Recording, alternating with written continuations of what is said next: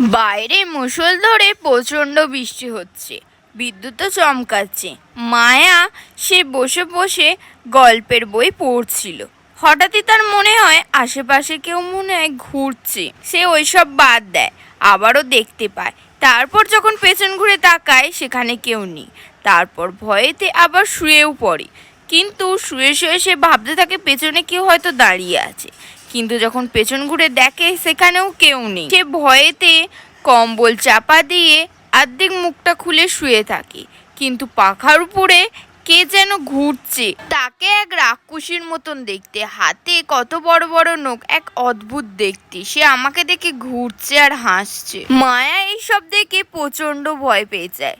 সে ভয়েতে কাঁপতে থাকে। তারপর রাক্ষসী মায়ার সামনে আসে, মায়াকে বলে যে নিখিলকে তুই আমার কাছ থেকে কেড়ে নি, এবার তোকে কে বাঁচাবে, তোকেও মরতে হবে। তারপর মায়াকে মেরে দেয়।